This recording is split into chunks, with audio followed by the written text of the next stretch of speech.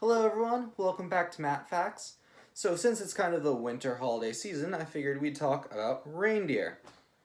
So one thing I get surprisingly often is people asking me or saying that they didn't think reindeer were real and that they're just made up for the Christmas kind of myth. But in fact, reindeer are a real animal. Sometimes they're also called caribou, so you may have heard that name instead. Unfortunately, there is no proof that reindeer can fly, and they don't actually live in the North Pole because if you didn't know, the North Pole is frozen sea ice that is constantly shifting. So there's not actually land there. That's why we've never built like a base at the North Pole like we did at the South Pole.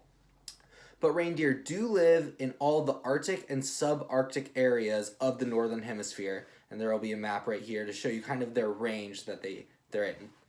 Now, reindeer are very similar to most other animals in the deer family. There are a couple of cool differences. For one, both male and female reindeers grow antlers, unlike pretty much all other deer species.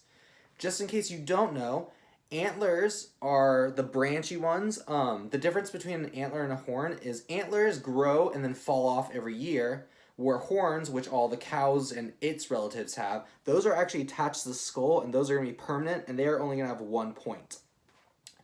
Next thing is reindeer have the largest migratory path of any land animal. So in one year, reindeer can move up to 3,000 miles in their like kind of loop they make for their migratory pattern. And also the largest herd of reindeer is in Russia and it's been shown to be up to 1 million reindeer all at once in this herd.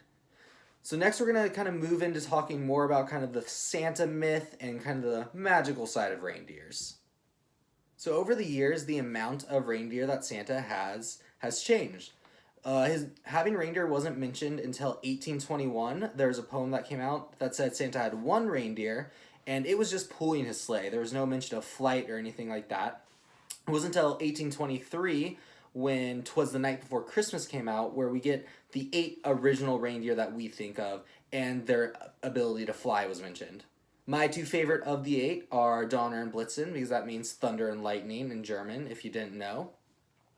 But even after those 8 kind of were popularized, they weren't like set in stone as the reindeer. Because in 1902, L. Frank Baum, the writer of The Wizard of Oz, made a story called The Life and Times of Santa Claus, where he made up his own 10 reindeer, which I wrote down their names so we could listen to them. So we have Flossie and Glossy, Racer and Pacer, Fearless and Peerless, Ready and Steady, Feckless and Speckless.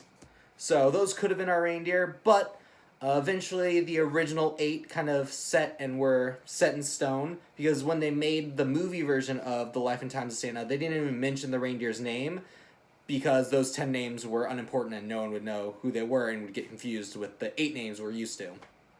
And of course, the most famous reindeer of them all, Rudolph. Rudolph was added in 1939. Some department store actually hired someone to write a storybook to kind of be a Christmas ad, and is all about Rudolph. I actually thought Rudolph came much later when the song and the movie kind of came out, but no, there's a storybook first. So if you've been enjoying my videos, please subscribe and feel free to share it with your friends. And thanks for watching.